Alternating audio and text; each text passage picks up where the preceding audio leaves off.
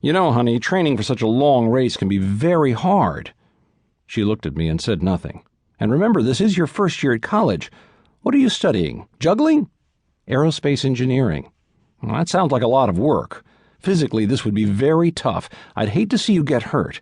You know, some women wind up sterile. Nothing.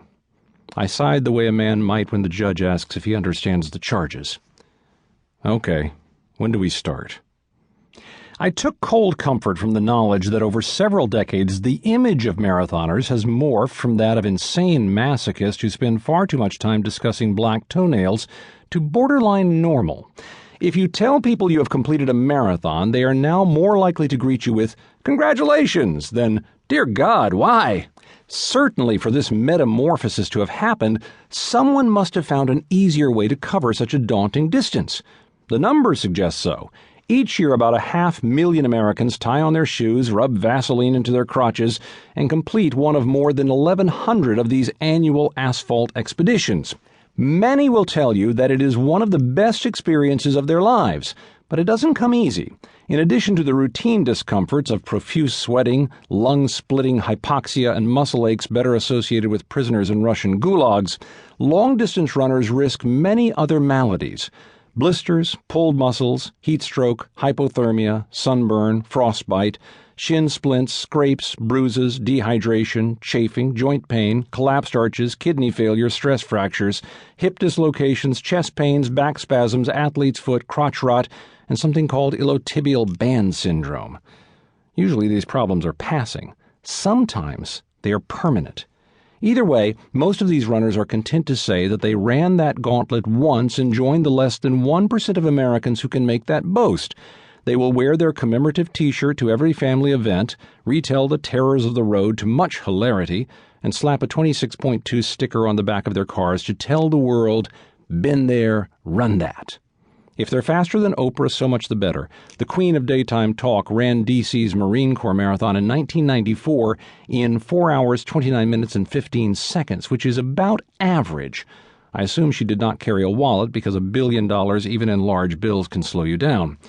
If this were a scientific experiment, these recreational runners would be considered the control group because they are more or less normal. A degree above that crowd are runners who take part in several marathons, usually over several years, and want to get faster. They are seekers of the elusive personal record, or PR. This is not to be confused with being PO'd, which is what happens when they invest several months in training, find a flat course on a cool day, and somehow finish 12 minutes slower than they did last time. These runners are likely to have a sweaty photo of themselves as their Facebook profile pic, to follow Runner's World on Twitter, and to have cached a series of notes in their smartphones about training, hydration, and recovery foods. They belong to local running clubs, and they enthusiastically greet every call for fundraising at the PTA with, "Let's hold a fun run." They drape perspiration-soaked shorts and socks over the edge of the tub. They like to refer to their shirts as singlets. They are forever insisting that they have worn out perfectly good pairs of shoes and that they're nursing a pulled quad, especially when the dog needs walking. At my best, I was once part of this moderately competitive group. Then there are the running animals. If there really is a runner's high, these are the addicts.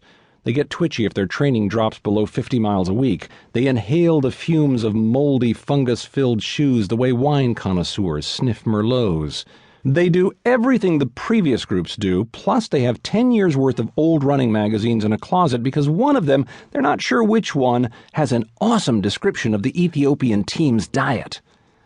Their homes and offices are plastered with inspirational running posters that say things like, "Dying is easy, overpronating is hard." Their kitchens are mad scientist labs of protein powders, performance gels, and vitamins. Their default outfit, winter and summer, is running gear in all its permutations. For formal events, they'll pull on jeans but announce, "Hey, I'm wearing my running shoes. I don't care what you say, Dina." They are largely solitary and can be approached for conversation only when the subject is running, and even then they'll recoil from anyone who does not automatically genuflect at the name Kip Kiprich. And they run rapidly enough to win, or at least place in the top 10 of any given race. They are focused, fast, and not to be trifled with.